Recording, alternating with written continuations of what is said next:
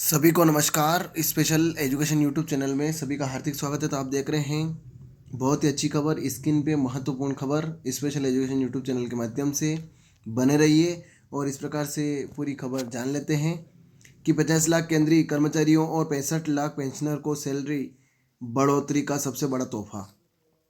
केंद्रीय कैबिनेट ने 8वें वेतन आयोग के गठन को मंजूरी दे दी है, जो 2026 तक बनने की संभावना है। प्रधानमंत्री नरेंद्र मोदी ने इस फैसले पर मुहर लगाई है, जिसके चलते 50 लाख केंद्रीय कर्मचारियों और 65 लाख पेंशनर को सैलरी बढ़ोतरी का तोहफा मिलेगा। केंद्रीय कैबिनेट ने 8वें वेतन आयोग के गठन को मंजूरी दे दी है, जो 2026 तक बनने की संभावना है। प्रधानमंत्री नरेंद्र मोदी ने इस फैसले पर मुहर लगाई है, जिससे कर्मचारियों और पेंशनर में उत्साह है। केंद्रीय मंत्री अश्विनी वैष्णव ने कहा कि आयोग के चेयरमैन और 2 सदस्यों की नियुक्ति जल्द की जाएगी, जो सरकारी कर्मचारियों के वेतन और पेंशन संबंधी मुद्दों पर गौर करेगा। 7वें वेतन आयोग, जिसकी सिफारिशें जनवरी 2016 में लागू हुई थी, वो साल 2026 में समाप्त होने वाली है।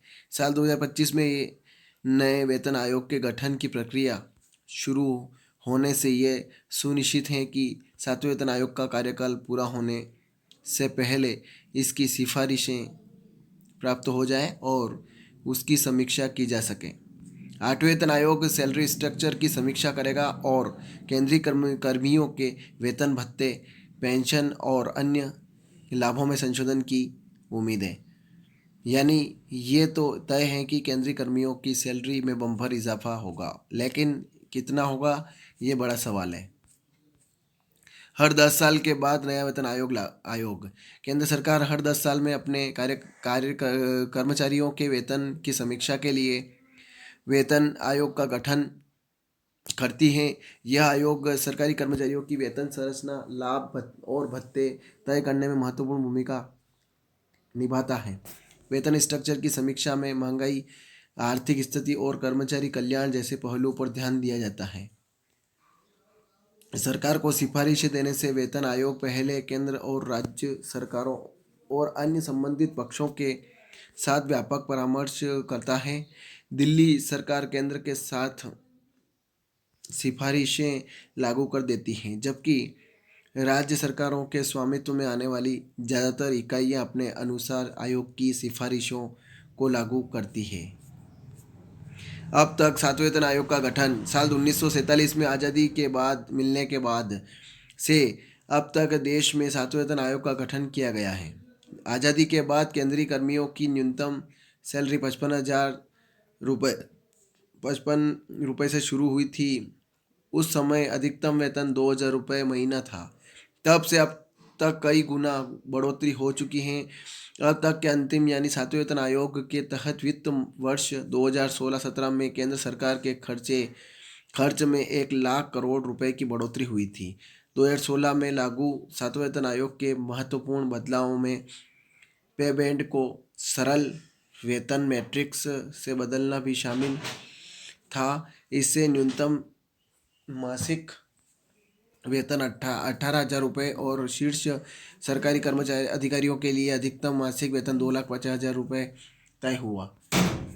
अब 8वां वेतन आयोग कर्मचारियों की सैलरी स्ट्रक्चर की समीक्षा करेगा। 7वें वेतन आयोग का कार्यकाल 2026 में समाप्त हो रहा है, इसलिए 2025 में प्रक्रिया शुरू करने से सिफारिशें प्राप्त करने और उनकी समीक्षा करने के लिए पर्याप्त समय मिल जाएगा। ये बात अश्विनी वैष्णव ने भी कही। अब आते हैं मूल सवाल पर, कितनी बढ़ जाएगी सैलरी। तो कहा जा रहा है कि 8वें वेतन आयोग फिटमेंट फैक्टर को 2.57 से बढ़ाकर 2.86 करने का प्रस्ताव रख सकता है। इससे न्यूनतम मूल वेतन बढ़कर 51,480 रुपये हो जाने की संभावना है। 7वें वेतन आयोग में ने फिटमेंट फैक्टर को 2.57 तक बढ़ा दिया, जिससे मूल वेतन में अच्छी बढ़ोतरी हुई। इससे बेसिक सैलरी 7,000 से बढ़कर 17,990 रुपये तय हुई थी।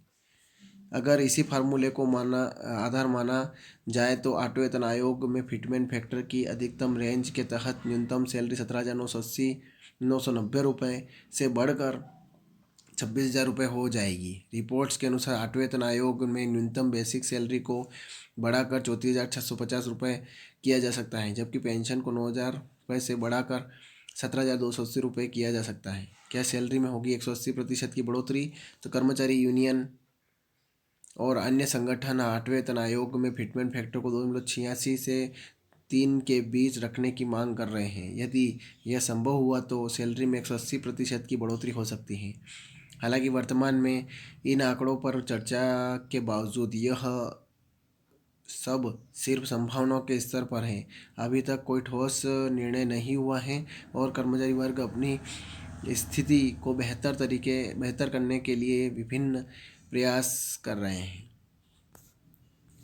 तो ये खबर थी, ज़्यादा से ज़्यादा शेयर करें, लाइक करें, कमेंट करें आपको खबर कैसी लगी। और आप मेरे चैनल पर नए हैं तो चैनल को सब्सक्राइब जरूर करें। इसी प्रकार से बने रहिए, नई नई खबरें आपको मिलती रहेगी। जय हिंद, जय भारत।